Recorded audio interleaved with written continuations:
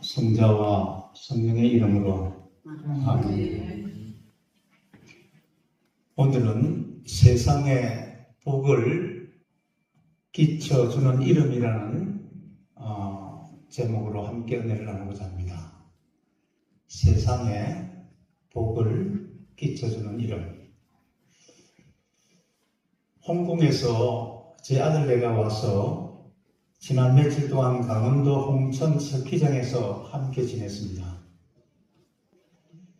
자라난 손주들 속에서 우리의 모습을 발견하니 참으로 즐거웠습니다. 스포츠와 책을 좋아하는 큰 손주에게서는 나와 우리 아들의 모습을 볼 수 있었고, 손녀에게서는 며느리의 어릴 때가 연상되었고, 막내 손주에게서는 당당하고 거침없는 우리 딸의 모습이 보여 세대 안에 한 핏줄이 흐르는 것을 인식할 수 있었습니다. 이렇게 같은 유전자가 이어짐으로 가족과 집안의 이야기를 만들어갑니다.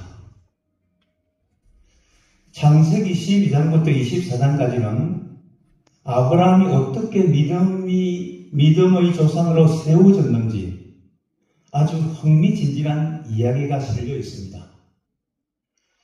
정독을 해보시기를 권고합니다. 하나님이 아브라함에게 처음으로 나타나 말씀하십니다. 정든 고향과 친척과 아비의 집을 떠나 내가 장차 보유할 땅으로 가더라 하십니다. 아브라함은 남에게 복을 끼쳐주는 이름이 될 것이며, 내게 복을 비는 사람에게는 하나님께서 복을 내릴 것이며, 너를 저주하는 사람에게는 저주를 내리리라고 약속하십니다. 그리하여 아브라함은 오직 하나님의 말씀에 의지하여 장차 보여줄 땅을 바라보며 길을 떠납니다. 장차 보여줄 땅으로. 아브라함의 삶은 험난하고 고달픈 가운데 말씀으로 인도하시는 하나님만을 의지하는 훈련을 통해 드디어 믿음의 조상으로 세워집니다. 하나님은 아브라함, 존귀한 아버지라는 이름에서 아브라함, 열국의 아버지로 이름을 바꾸어 주십니다. 하나님은 아브라함에게 세상 사람들이 네 덕을 입을 것이다라고 말씀하며 남에게 복을 끼쳐주는 이름이 될 것이라고 하셨습니다. 나와 우리 아들이 닮았고 우리 아들과 손주가 닮아 한 집안이라고 말하듯이 그리스도인들도 믿음의 조상인 아브라함을 닮아 같은 후손이라고 말할 수 있어야 될 것 같습니다. 우리는 예수 그리스도가 우리 죄를 대신하여 죽으심과 하나님께서 사흘 만에 다시 살리신 것을 믿음으로 하나님의 가족으로 영입되었습니다. 우리는 같은 하나님을 믿고 믿음이라는 방주에 올라탄 구원받은 하나님의 자녀, 믿음으로는 아브라함의 후손이 되었습니다. 우리는 이제 아브라함처럼 세상에 복을 끼치는 사람이 되었습니다. 우리 각자는 믿음으로 세상에 복을 끼치고 믿음으로 세상에 덕을 끼치는 사람으로 살도록 부름받았습니다. 오늘 복음은 첫째, 아브라함은 세상에 복을 끼치는 이름이 되었다고 선포합니다. 아브라함은 목숨을 잃을 뻔하기도 했고 자식을 잃을 뻔하기도 하였습니다. 그의 삶은 험난하였으며 고난으로 점철되었습니다. 그러나 끝내 믿음을 통해 하나님께서 올바른 사람으로 인정받아 고난은 축복이 되었고 빼앗김을 당하나 몇 배의 축복으로 돌려받았으며 하나님의 전폭적인 지지와 신뢰를 얻어냈습니다.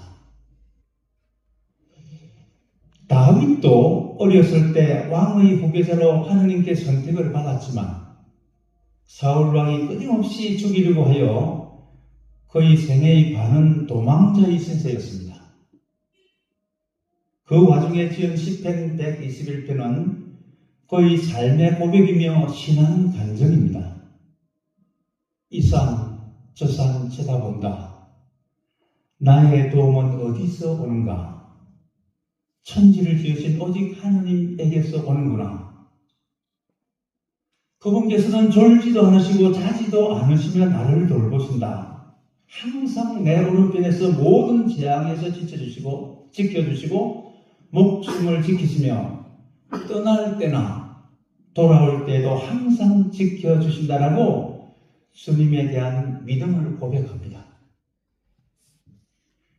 우리의 삶도 아브라함과 다윗에 못지않게 불안하고 두려울 때가 많습니다.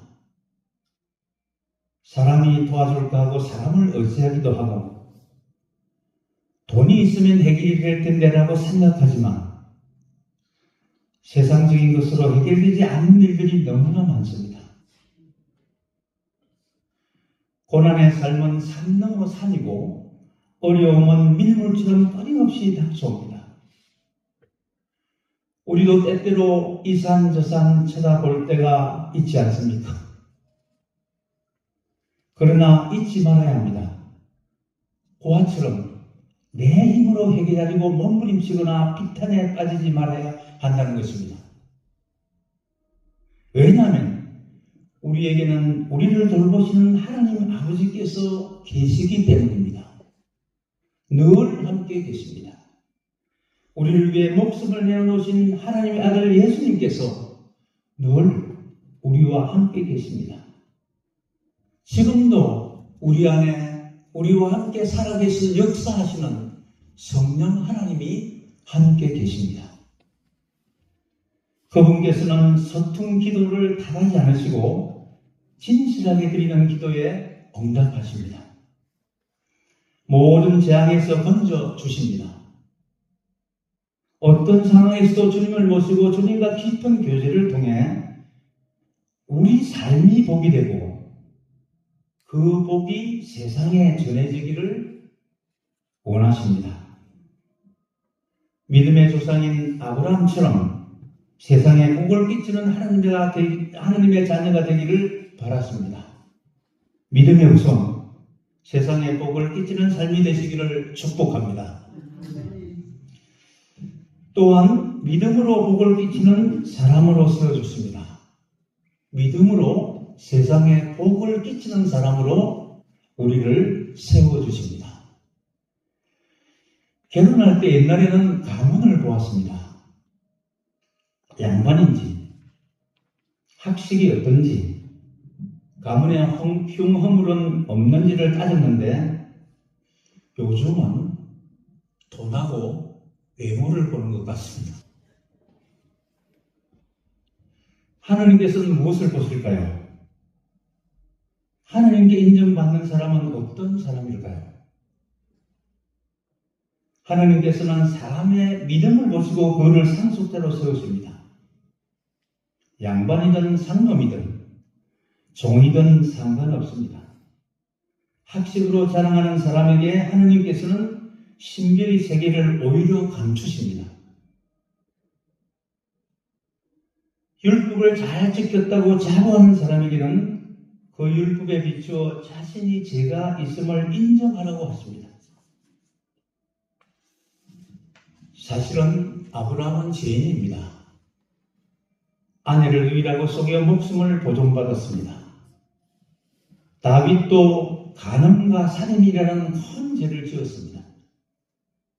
그러나 그들은 곧 하나님께 돌아왔습니다.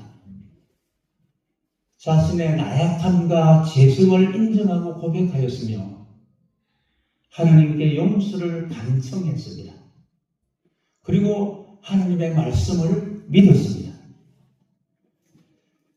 하나님께서는 아브라함이 율법을 지킨 사람으로서 올바른 사람으로 인정하지 않으시고 그의 믿음을 보시고 올바른 사람으로 인정해 주셨습니다.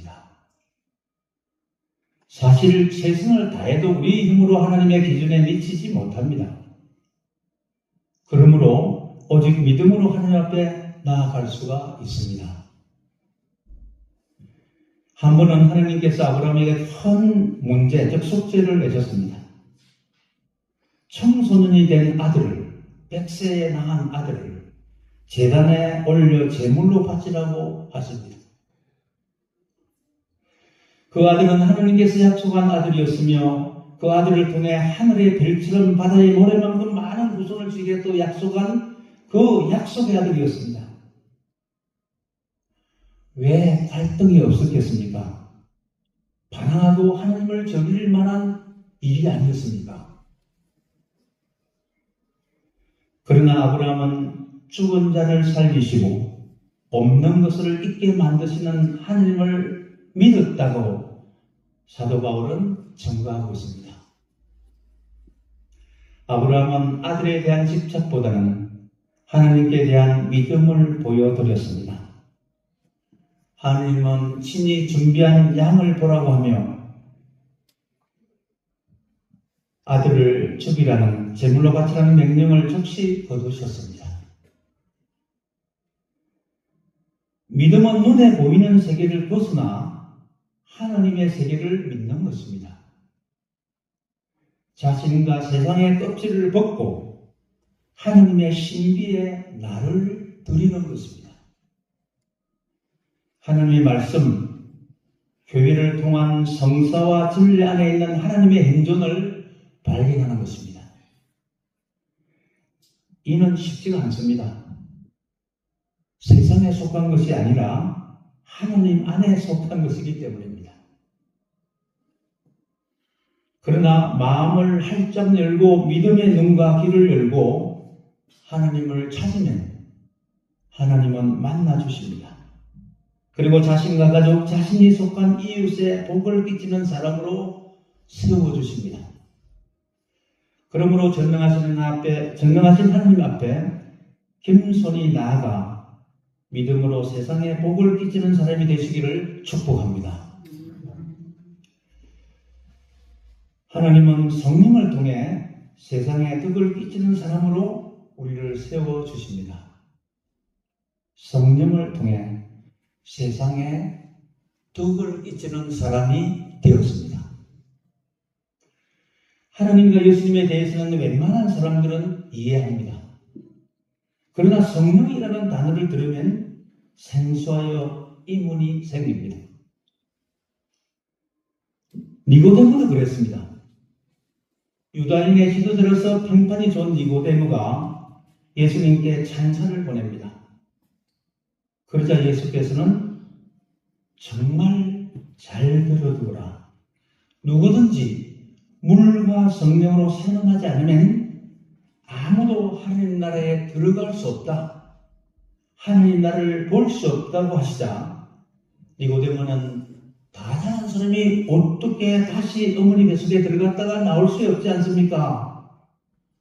하며 예수님의 영적인 말씀에 육적으로 대답을 합니다. 예수님은 물과 성령으로 새로 나야 된다고 선포합니다. 이는 해결을 뜻합니다. 내 뜻대로 내 산 삶을 버리고 주님의 뜻대로 살겠다는 결단입니다. 세상을 쫓아 살았던 삶에서 하나님이 기뻐하는 삶을 살겠다는 의지입니다. 의지의 결단입니다. 하나님께서 싫어하시는 것을 끊어버리고 주님의 눈에 합당한 자로 살겠다는 결단이 물로 새로 태어나는 것을 의미합니다. 물로 새로 태어나면 하나님께서는 우리에게 새 옷을 입혀주십니다. 하나님의 자녀로서 거룩한 성령의 옷을 입습니다. 이유로는 자신의 힘이 아니라 하나님의 힘으로, 하나님의 지혜로 하나님의 뜻에 부응하는 삶을 살 수 있도록 하나님께서 성령으로 새 옷을 입혀주십니다. 하나님의 영, 예수님의 영인 성령님의 도우심이 없으면 신앙은 사실상 껍데기에 불과합니다. 입술로는 하느님 하느님 하고 부르지만 세상 사람과 다를 바 없는, 세상 사람과 똑같은 무늬만의 신자입니다. 자기 욕심을 채우기 위해 하느님을 파는 장사꾼으로 세상 사람들에게 지탄의 대상이 되기도 합니다. 인도 캘커타 데레사 스님은 자신을 하나님의 손에 붙들린 몽탕 연필이라고 하셨습니다. 그의 생에 일어난 크고 놀라운 일은 성령님께서 함께 계셨음을, 함께 하셨음이 분명합니다. 전적으로 하나님을 의지하고 소리와 핍박이 와도 하나님의 뜻을 굽히지 않고 겸손하게 사랑을 실천하였습니다. 오른손이 한 일을 왼손이 모르게 행하였으며 희생을 기쁘게 감당하여 놀라운 일을 이루셨습니다. 이제 우리도 아브라함처럼 세상에 복을 끼치는 사람이 되었습니다. 우리 각자는 믿음으로 세상에 복을 끼치고 믿음으로 세상에 덕을 끼치는 사람으로 살도록 부름받았습니다. 우리도 성령의 도우심으로 우리가 있는 자리에서 하늘나라의 덕을 세우기를 축복합니다. 믿음으로 세상에 복을 끼치는 사람으로 사시기를 기도합니다. 믿음의 조상 아브라함의 후손으로서 세상에 덕을 끼치는 사람, 홍익인간으로 사시기를 다시 한번 축복합니다. 성부와 성자와 성령의 이름으로 아멘.